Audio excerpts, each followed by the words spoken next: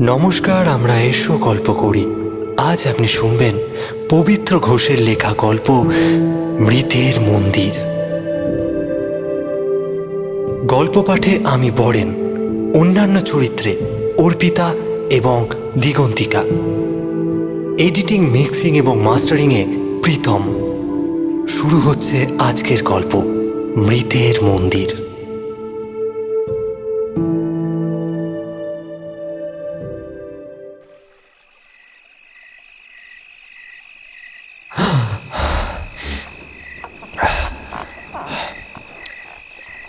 ঘুমটা ছ্যাঁত করে ভেঙে যেতেই ধর্মর করে উঠে বসলাম।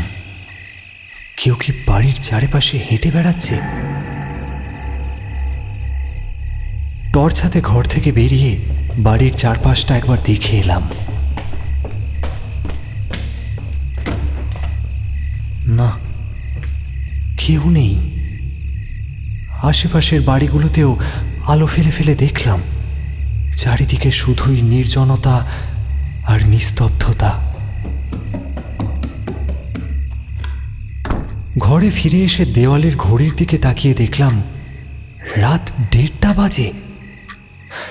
নিজের উপর কিছুটা রাগ হলো। এখনো মনের ভেতর থেকে চাপা ভয়টা কাটিয়ে উঠতে পারছি না। সুপর্ণা কিন্তু অঘরে ঘুমোচ্ছে। যাক, ওকে ঘুমোতে দেখে একটু যেন স্বস্তি পেলাম। আজ অনেক দিন পর ওকে এত নিশ্চিন্তে বিশ্রাম করতে দেখছি। বিছানার ওপর উঠে বালিশে ঠেস দিয়ে হেলান দিয়ে বসলাম। না, এক্ষুনি ঘুম আসবে না। চোখ বুঝলেই মনে পড়ে যায় দুদিন আগে ঘটে যাওয়া সেই ভয়ানক রাতটার কথা। না, ব্যাপারটা গুছিয়ে লিখতে হবে। কোথাও যেন শুনেছিলাম জীবনের কোনো ঘটনা একবার কাগজের ওপর নামিয়ে ফেললে সেটা নাকি মাথা থেকে বেরিয়ে যায়।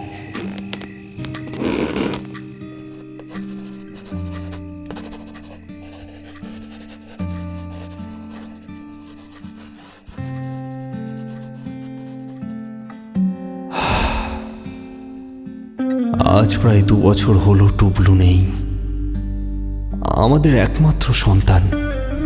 মাত্র 6 বছরের ছিল সে। সেই দিনটা ছিল দোল পূর্ণিমা। সুপর্ণা টুবলুকে নিয়ে গিয়েছিল তার বাপের বাড়ি। আমি আর সুপর্ণা দুজনেই মফস্বলের। আমার বাড়ি দক্ষিণে আর ওর বাপের বাড়ি উত্তরে।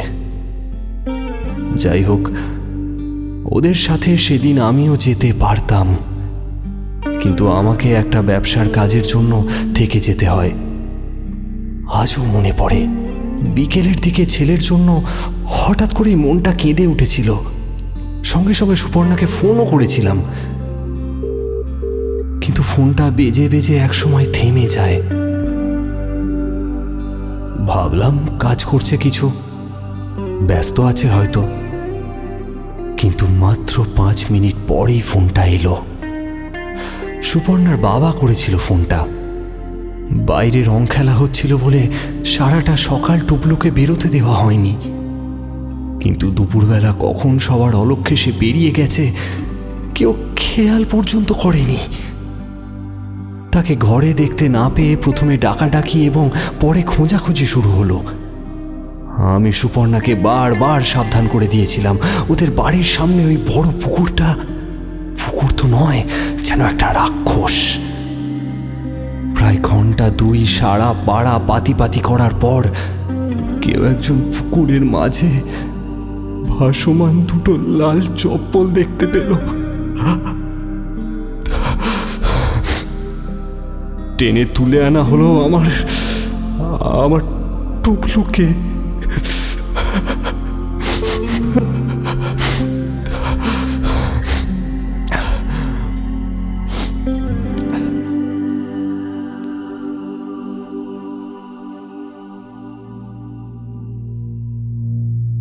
সামলে নিয়েছিলাম, নিজেকে সম্পূর্ণভাবে সামলে নিয়েছিলাম, কারণ আমি নিজে না ঠিক থাকলে সুপর্ণা যে একেবারে শেষ হয়ে যাবে।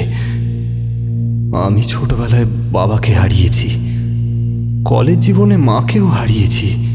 ছেলেটাকে শেষে হারানোর পর সুপর্ণা ছাড়া যে আমার তিনকুলে আর কেউ নেই। আমাকে যে করেই হোক সুপর্ণাকে বাঁচাতেই হতো। তাই সমস্ত দুঃখ যন্ত্রণার বিষ নিজে পান করে একেবারে পাথর হয়েছিলাম। সব ভুলে এই 2 বছর শুধু চেষ্টা করে গেছি সুপর্ণাকে শুধু খুশি রাখার।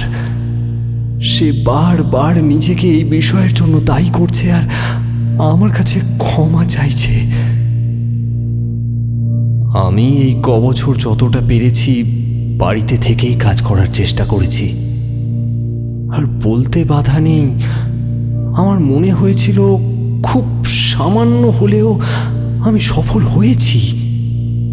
ধীরে ধীরে হয়তো কিছুটা আমার মুখের দিকে চেয়েই সুপর্ণা নিজেকে সামলে নিয়েছিল।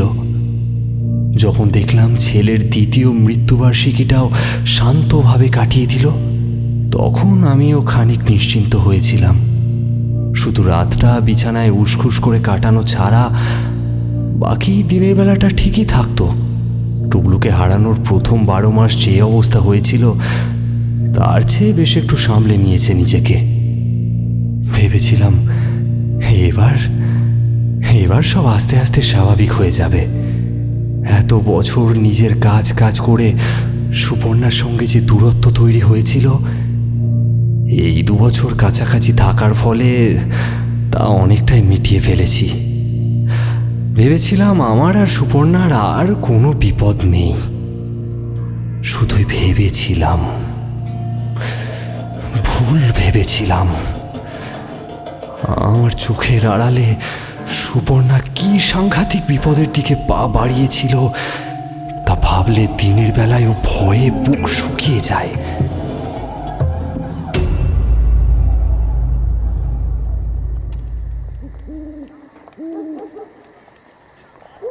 দিন 5 আগের কথা, সন্ধ্যাবেলা ল্যাপটপে কাজ করছি। দেখি সুপর্ণা সন্ধ্যা প্রদীপ দেওয়ার পরেও বেশ ঘটা করে ধূপধুনো দিচ্ছে। আমি জিজ্ঞাসা করায় বলল, একজন অতিথি আসবেন, আমি একটু কাজ বন্ধ করলে ভালো হয়। এই বলেই সে ঘর থেকে বেরিয়ে গেল।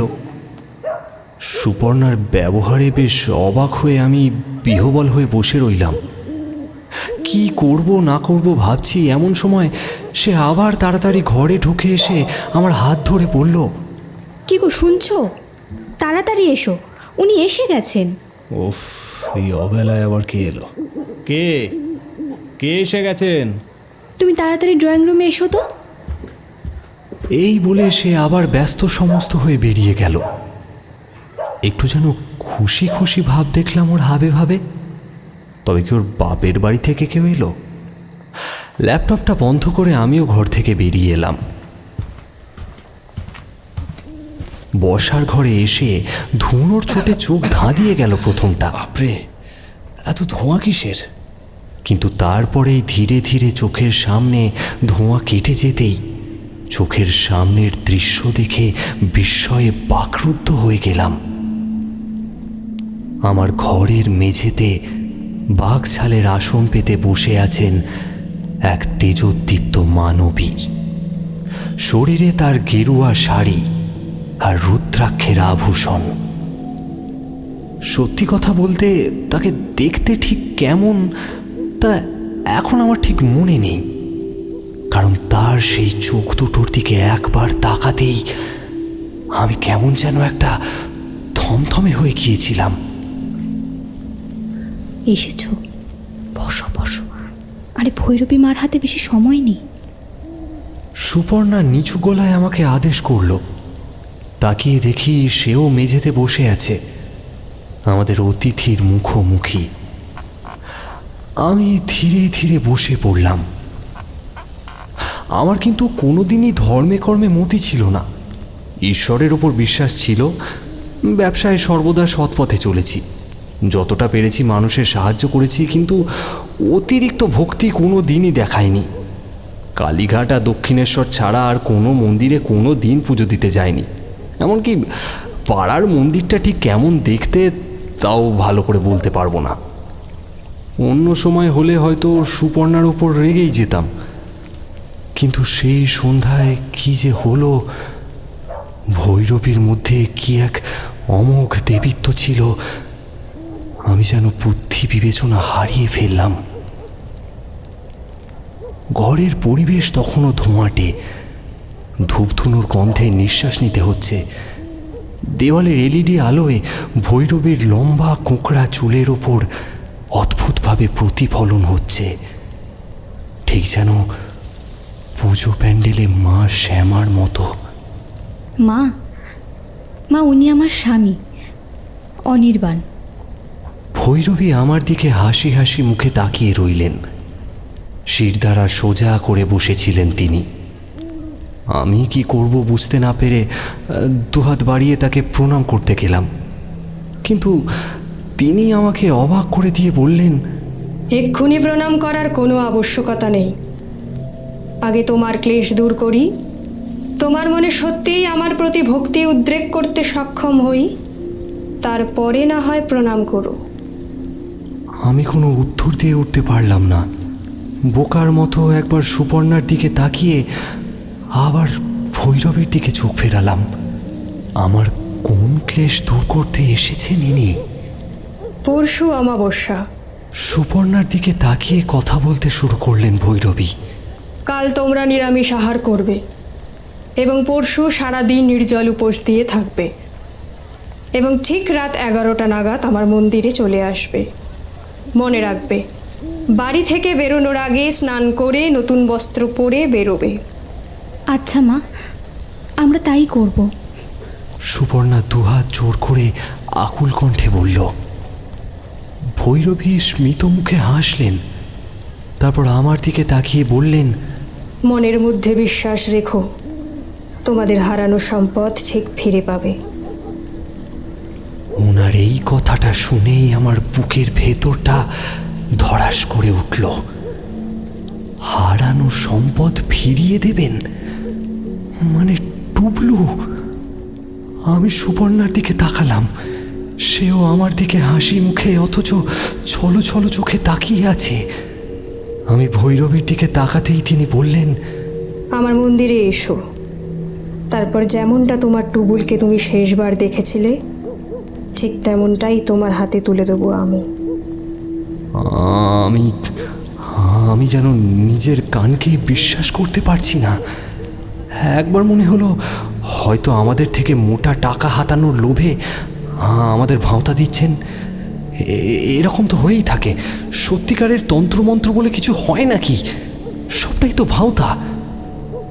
মনে মনে এসব কথা ভাবছি, এমন সময় ভৈরবী বলে উঠলেন, টাকা পয়সার কথা চিন্তা করো না, ও সব লাগবে না।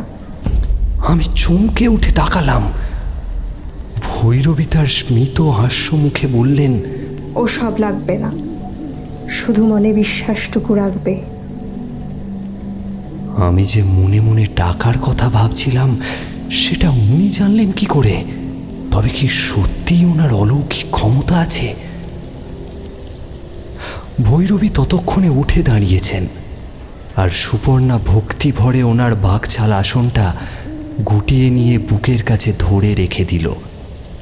বুঝতে পারলাম আসনটা ওই কিনে রেখেছে। এবার আমি আসি। আমরা করজোড়ে নমস্কার জানালাম। পায়ে হাত দিয়ে প্রণাম করার চেষ্টা করলাম না। উনি নিজেই বললেন আগে উনি আমাদের ছেলেকে ফিরিয়ে দেবেন, তারপর প্রণাম নেবেন।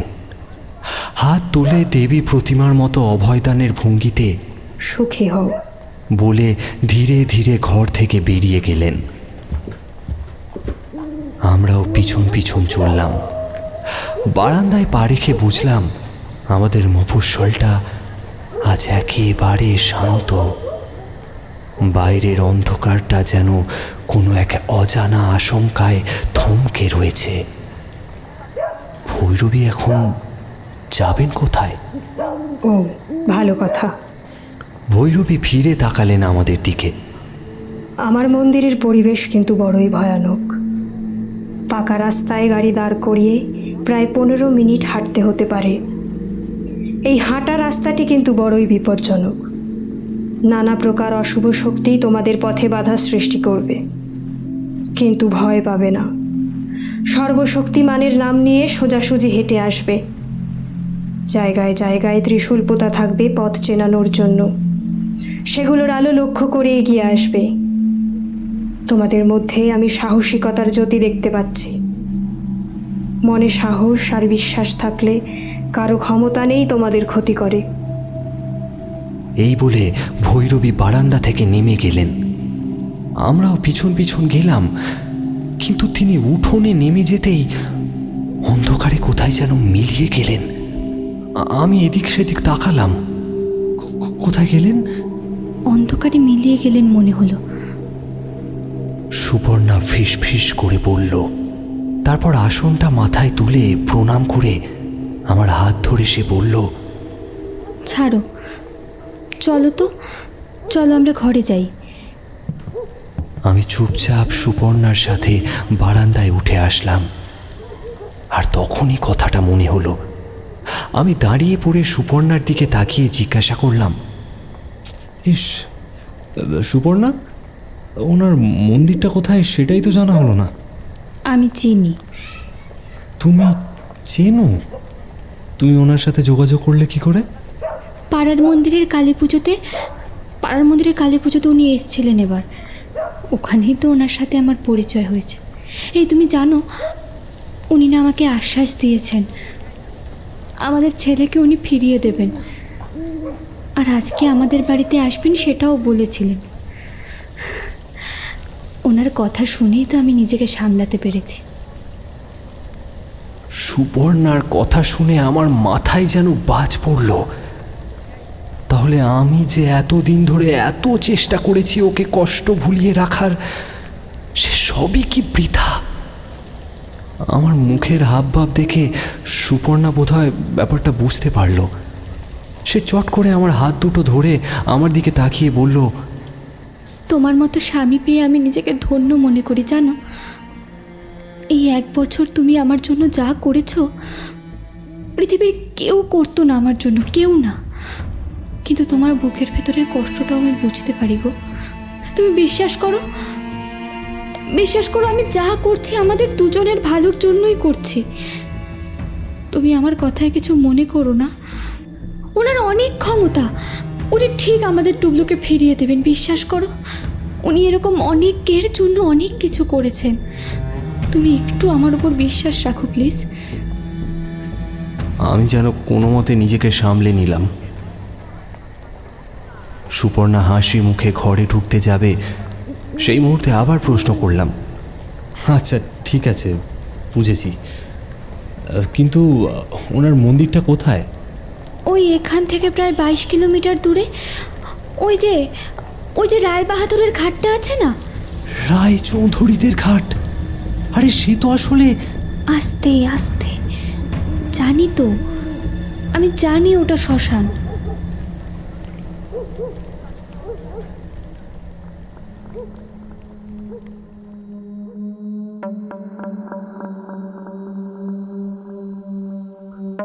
পরের দিনটাও এমন একটা ঘোরের মধ্যে কাটলো। সেই দিনও আর তেমন বিশেষ কিছু হয়নি। তারপরের দিনটাও দেখতে দেখতে কেটে গেল। ক্রমে সন্ধে হলো। 9টা বাজতেই আমরা দুজনে তৈরি হয়ে নিলাম। স্নান সেরে নতুন জামা কাপড় পরে বেরোতে বেরোতে প্রায় 10টা বেজে গেল। তবে বেরোনোর আগে কি একটা মনে হতেই মায়ের পুরনো একটা তারা মায়ের লকেট সুপর্ণাকে পরিয়ে দিলাম। হাজার হোক শ্মশান ভূমিতে চলেছি তো। রাতের নির্জন মফস্বলের রাস্তা, নিজের গাড়ি আছে তাতেই চলেছি। এখান থেকে আর 40 মিনিটের বেশি লাগার কথা নয়। আচ্ছা সুপর্ণা, বলছি ভৈরবী মায়ের নামটা যেন কি? জানি না গো, নামটা তো জানতে চাইনি। যদি রাগ টাগ করেন। দুপাশের সারিবদ্ধ গাছ পিছনে ফেলে সপাট পিচ রাস্তা দিয়ে ছুটে চলেছে আমাদের গাড়ি। Okay fine. আচ্ছা আমাকে একটা সত্যি কথা বলো তো, উনি কি সত্যি মৃত মানুষদের ফিরিয়ে আনেন? হ্যাঁ গো, উনি অনেকের জন্যই এরকম করেন, কিন্তু সবার জন্য করেন না। যাদেরকে উনি যোগ্য মনে করেন শুধু তাদের জন্যই করেন। আবার এটার জন্য কোনো মূল্যও নেন না। মনে আমার অনেকগুলো প্রশ্ন ছিল, কিন্তু ওর এমন উৎসাহ দেখে আর বিশেষ কিছু বললাম না, তবে এইটুকু বুঝলাম তলে তলে সুপর্ণা অনেক কিছুই জেনেছে।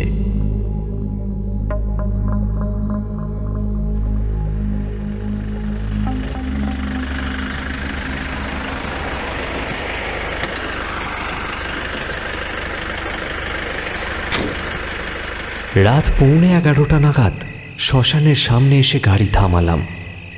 গাড়ি থেকে নামতেই বুকটা আমার ঢিপ ঢিপ করতে লাগলো। অন্ধকার রাত, ফাঁকা রাস্তা, যেন সমস্ত পৃথিবী নিস্তব্ধ। একটা যদি টিম টিম করে বাল্ব জ্বলতো তাহলেও যেন বুকে একটু বল পেতাম। যাই হোক, মনের অবস্থা মুখে প্রকাশ করলাম না। সুপর্ণা দেখলাম গাড়ি থেকে নেমে এলো। এদিকে এসো। আরে দাঁড়াও দাঁড়াও, টর্চটা জ্বালতে দাও। আমি গাড়ির ভেতর থেকে টর্চটা বের করে গাড়িটাকে লক করে দিলাম। আরে তাড়াতাড়ি এসো, আর বেশি সময় নেই, মিনিট 15 মাত্র বাকি। সুপর্ণা আমায় তাড়া দিয়েই চলেছে, তার যেন আর তর সইছে না। হ্যাঁ, চলো চলো। সুপর্ণা জঙ্গলের ভেতর ঢুকে গেল। আমি তার সামনে টর্চের আলো ফেলে তাকে অনুসরণ করতে লাগলাম। রায়চৌধুরীরা ছিল এই এলাকার বিশাল জমিদার। 60-70 বছর আগেও বিশাল প্রতিপত্তি ছিল তাদের। কিন্তু তারপর যা হয়, কালের গর্ভে সব নিঃশেষ। তাদের জমি, জায়গা, সম্পত্তি, এমনকি জমিদার বাড়িটারও কোনো হদিশ নেই। থাকার মধ্যে পড়ে আছে এই পারিবারিক শ্মশান। বছর 15-20 আগেও এখানে দাহ সৎকার হতো, কিন্তু শহরের কাছাকাছি একটা ইলেকট্রিক চুল্লি হওয়ার পর এখানে মানুষ আসা বন্ধ হয়ে গিয়েছে। সেই থেকেই ফাঁকা পড়ে আছে এই শ্মশান। শুনেছি রায়চৌধুরীদের বানানো শ্মশানকালীর মন্দিরটার ধ্বংসাবশেষ এখনো সেখানে রয়েছে। তবে এলাকার মানুষ বলতো মন্দিরের নিচে নাকি যক্ষের বাস রয়েছে, তাই মন্দিরটাকে সবাই যক্ষের আস্তানা বলে ডাকে। এরা নাকি রায়চৌধুরীদের সম্পত্তি রক্ষা করে আসছে যুগ যুগ ধরে। যাই হোক, এসব তো গল্প কথা। তবে আমার ধারণা ভৈরবী সম্ভবত এই মন্দিরটাকেই নিজের ভদ্রাসন বানিয়েছেন। ওই দেখো, একটা লাল ন্যাকড়া বাঁধা ত্রিশূল দেখতে পেলাম। মাটিতে বেশ অনেকটাই পোঁতা। তার পাশ দিয়ে চলে গেছে রাস্তা। চলো। ভৈরবী বলেছিলেন সোজাসুজি হাঁটতে, সেইভাবেই এগোচ্ছি। অন্ধকার রাত, শ্মশানের পরিবেশ, আর তার মাঝে ঝিঁঝি পোকার নিরবিচ্ছিন্ন ডাক কেমন যেন একটা ঘোরের মধ্যে টেনে নিয়ে যাচ্ছে আমাদের। দু একটা শেয়াল বা কুকুর এদিক ওদিক ঘুরে বেড়াচ্ছে মনে হলো। নিজেদের মধ্যে আমরা একটাও কথা বলছি না। রাস্তাটা যথেষ্ট বন্ধুর। কিছু দূর যাওয়ার পর পায়ের নিচে নরম কিছু একটা ঠেকলো, সম্ভবত রাবারের মতো কিছু একটা জিনিস। আলো ফেলে দেখতে যাব, আরে বাবা, আলোটা সরালে কেন? কিন্তু সুপর্ণা বিরক্ত প্রকাশ করলো। অল্প সময় যা বুঝলাম, সরু একটা রাবারের পাইপের টুকরো আমি পায়ের নিচে চেপে ধরেছি হয়তো। কিন্তু শ্মশানের রাবারের পাইপ, হ্যাঁ, হয়তো কোনো শেয়াল বা কুকুর মুখে করে এনেছে। আমি মনে মনে এসব ভাবছি, এমন সময় সুপর্ণা তাড়া দিয়ে উঠল। আরে চলো তো। আমি আলো ফেলে এগিয়ে চললাম। আরও কিছুটা এগোনোর পর একটা ব্যাপার লক্ষ্য করলাম। মাটির ওপর এদিক ওদিক গোছা গোছা চুল। একবার মনে হলো তন্ত্র সাধনার জায়গা, অস্বাভাবিক কিছুই নয়। কিন্তু তাই বলে এত চুল, যেন ঘাসের মতো মাটিতে গজিয়ে রয়েছে। মনের ভেতর কেমন একটা অস্বস্তি হতে শুরু করেছে। কতক্ষণ হলো হাঁটছি, আর কতক্ষণ বাকি এইসব ভাবছি, এমন সময় টর্চের আলোয় সামনের দিকে চোখ পড়তেই চমকে উঠলাম। মাটি থেকে ওটা কি উকি মারছে। শুধুমাত্র এক ঝলকে যেন মনে হলো একটা মানুষের কপাল আর চোখ। জায়গাটা ফেলে অনেকটা এগিয়ে এসেছি। সুপর্ণা বোধহয় দেখতে পায়নি। দেখতে পেলে নিখাত সে কিছু বলতো, কিন্তু কয়েক মুহূর্তের জন্য আমি যা দেখলাম সেটা আর ভুলতে পারছি না। ওটা কি মাটিতে পুঁতা একটা মানুষের মাথা? ওই যে চুল, ওগুলো কি আসলে এক একটা মানুষের কাটা মাথা? কথাটা মনে হতেই পা ভারী হয়ে গেল। সুপর্ণাকে কি কিছু বলা উচিত, কিন্তু ওকে এখন কিছু বললে ও শুনবে না। তাছাড়া টুকলুকে ফিরে পেতে আমিও তো চাই। এত কাছে এসে ফিরে যাব। ভৈরবী মা তো বলেইছেন সাহস করে এগিয়ে যেতে হবে।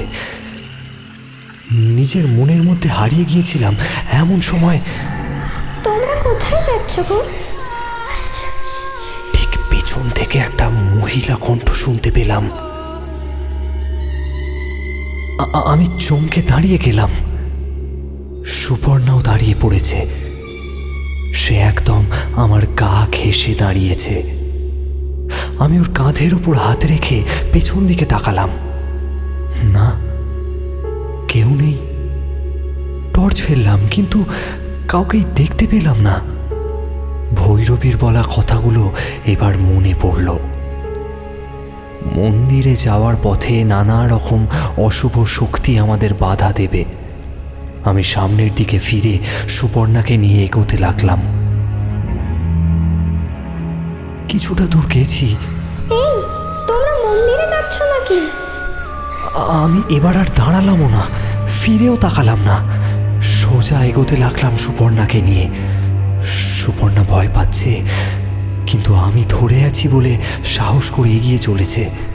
যেও না, যেও না বলছি, ফিরে যাও। যে তোমাদের ডাকছে তাকে তোমরা চেনো না। সে তোমাদের শেষ করে দেবে। তোমাদের শরীরগুলো খাইয়ে দেবে নিজের পুষ্যদের। শয়তানের উপাসক সে। এই করে ও নিজের শক্তি বৃদ্ধি করে। যেও না বলছি। এইবার কথাগুলো শুনে আমি থমকে দাঁড়িয়ে পড়লাম। চারিদিকে আবার আলো ফেললাম।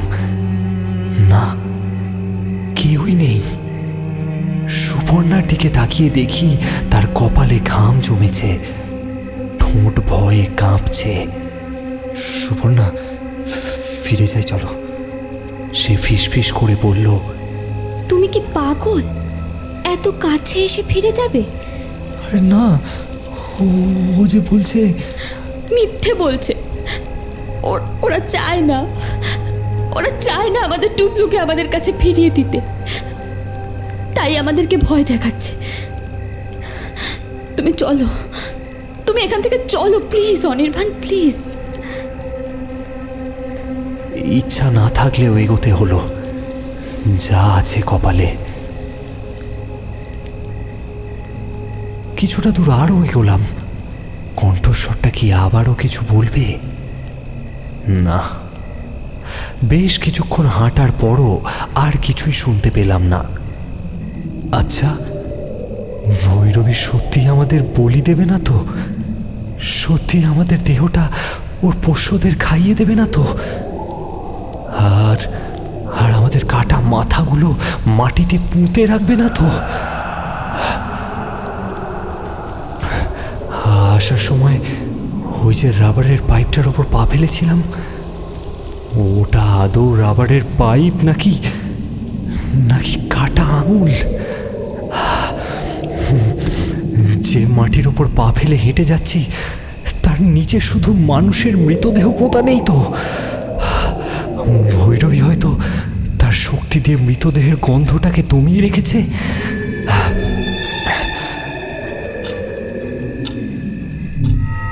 কথাগুলো মনে হতেই নতুন করে ভয় চেপে ধরলো আমাদের।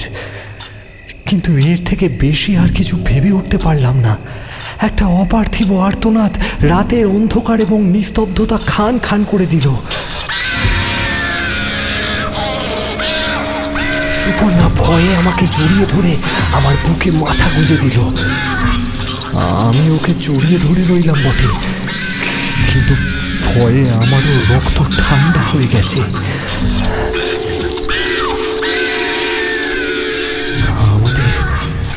আমাদের ঠিক 10-12 হাত সামনে বিশাল একটা গর্ত।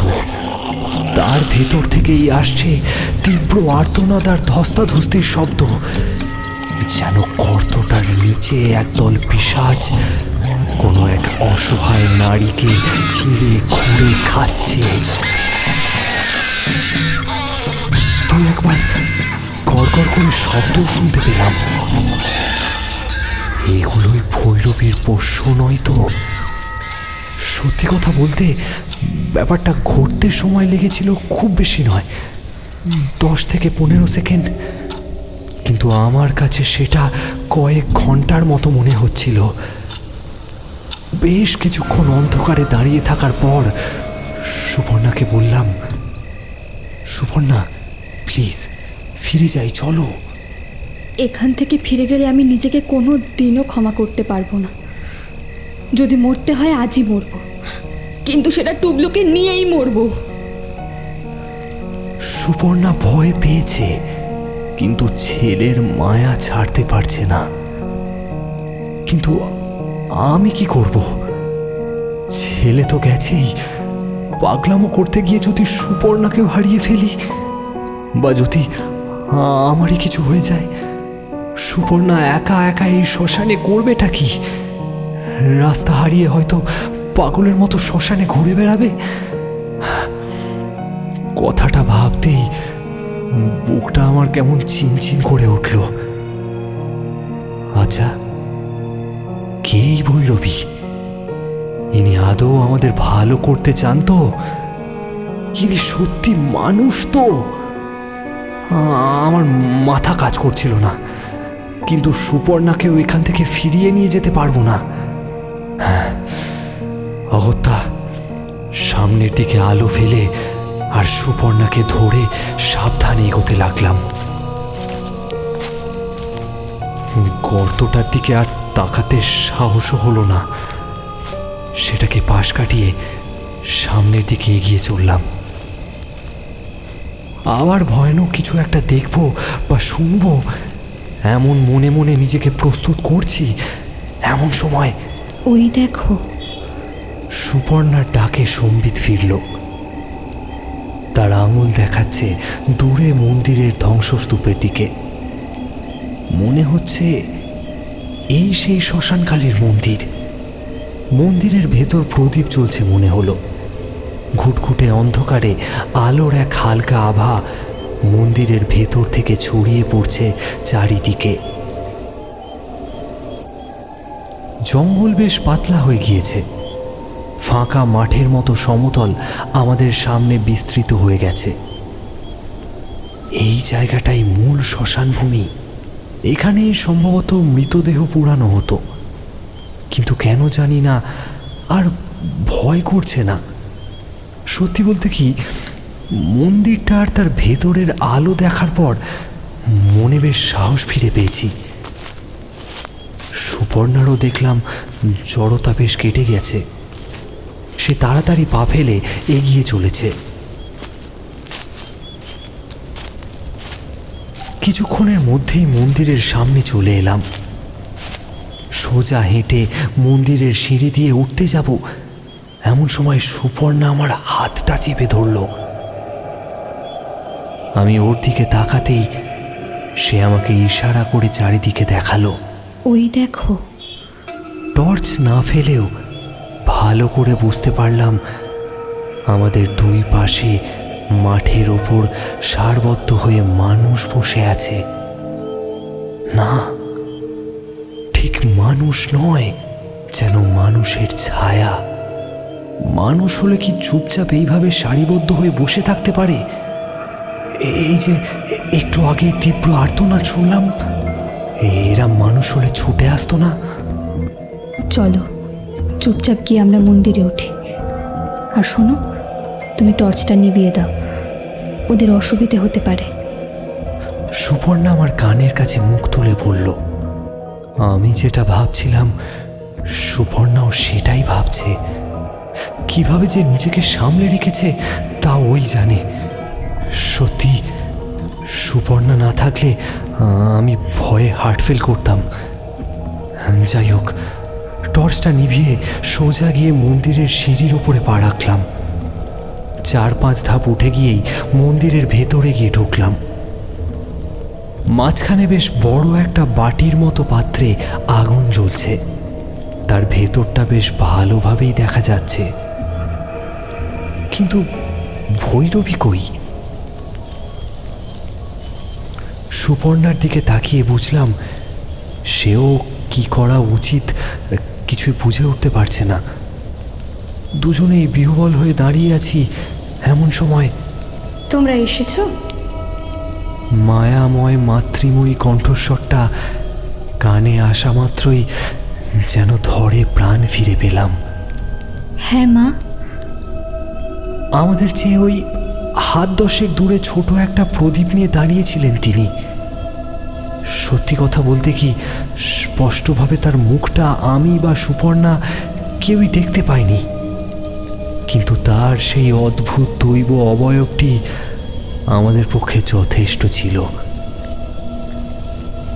এর মাঝে আমি একবার হাতের ঘড়িটায় সময় দেখে নিলাম, 11টা 2। না, খুব বেশি দেরি হয়নি। সুপর্ণাকে নিয়ে ধীরে ধীরে এগিয়ে গেলাম ভৈরবীর দিকে। কিছুটা এগিয়ে যেতেই তিনি ঘুরে গিয়ে বললেন, তোমরা আমার সাথে এসো। বুঝতে পারলাম তিনি আমাদের পথ দেখিয়ে নিয়ে যেতে চাইছেন। মন্দিরের ভেতরে সিঁড়ি দিয়ে নিচের দিকে নিয়ে যেতে লাগলেন তিনি। কোথায় নিয়ে চলেছেন আমাদের? মন্দিরের কোনো গর্ভগৃহ? সেখানে কি আমাদের টুবলু অপেক্ষা করছে আমাদের জন্য? আজ সারাদিন তোমরা কিছু খাওনি?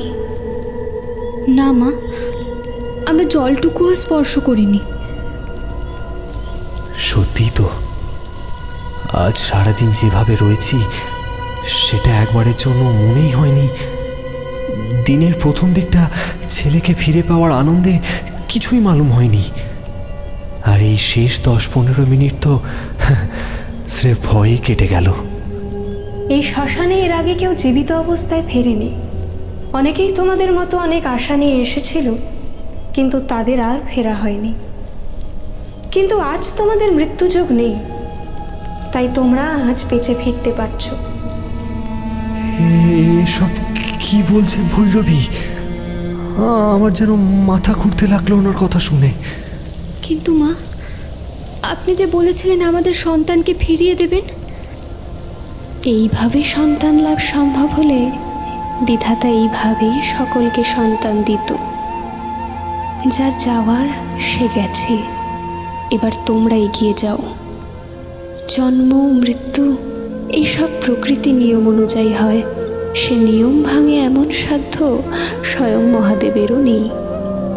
তা যদি হতো তাহলে তিনিও সতীকে বাঁচিয়ে তুলতে পারতেন।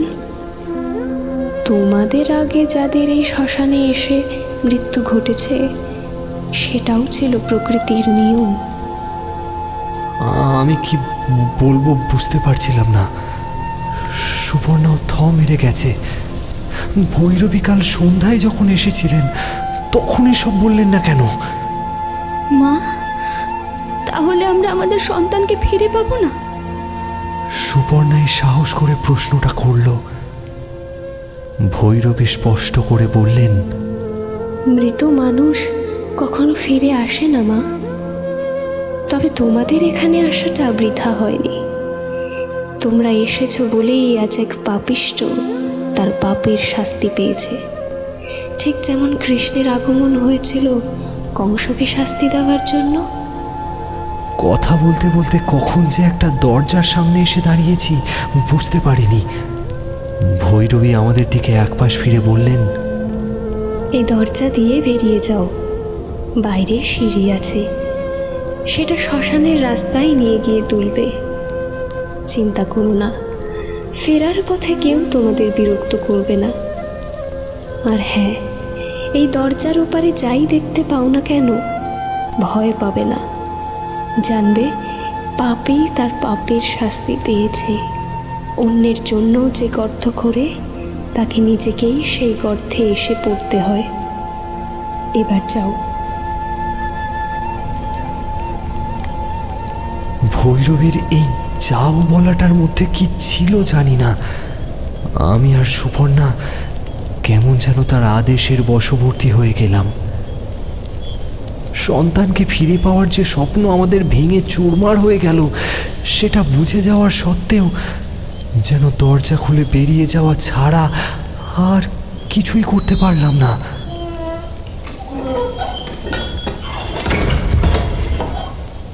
কিন্তু ভৈরবী আগাম সতর্ক করে দেওয়ার পর বুঝিনি দরজার ওপারে ঠিক কি অপেক্ষা করছে আমাদের জন্য।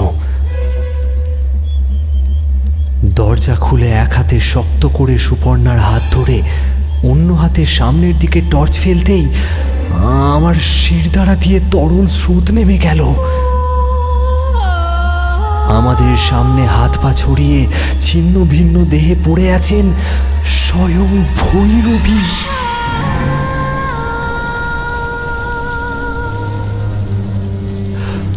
কতক্ষণ বিহ্বল হয়ে দাঁড়িয়েছিলাম জানি না। তারপর কি মনে হলো, সুপর্ণাকে কোলে তুলে নিয়ে সামনের দিকে হাঁটা দিলাম। সিঁড়ি একটা সামনেই ছিল, সেটা দিয়ে উঠতে লাগলাম।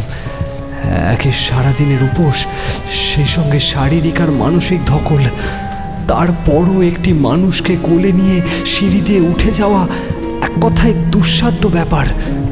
কিন্তু আমার মাথায় তখন একটাই কথা ঘুরছে, যত তাড়াতাড়ি সম্ভব সুপর্ণাকে নিয়ে এখান থেকে বেরোতেই হবে।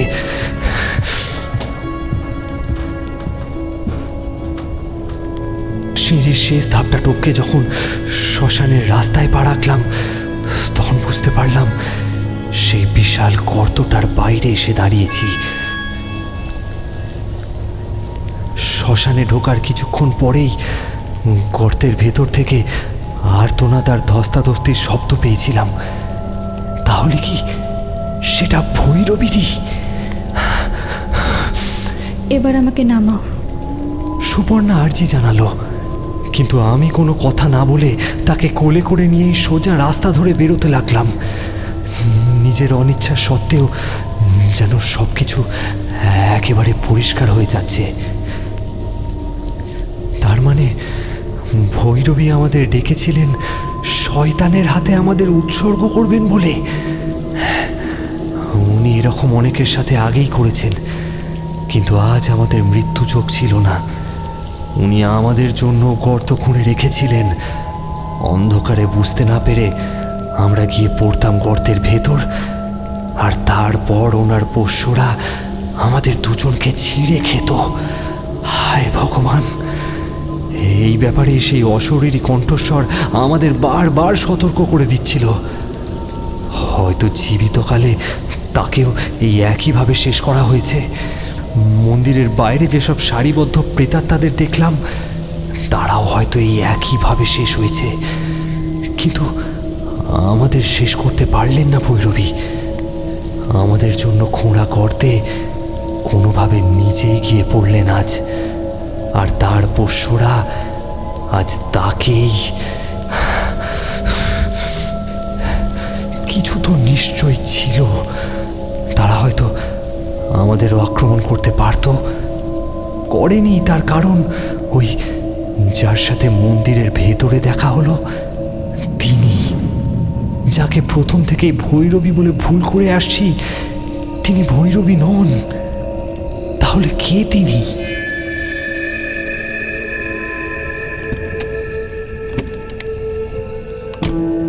শ্মশানের বাইরে এসে গাড়ির দরজা খুলে সুপর্ণাকে বসিয়ে নিজের ড্রাইভারের সিটে বসলাম। অনির্বাণ, মাথা ঠান্ডা করে গাড়ি চালাও। মা আমাদের সাথেই আছেন। আমি সুপর্ণার দিকে তাকিয়ে দেখলাম তার গলার লকেটটা যেন একবার ঝিলিক দিয়ে উঠল।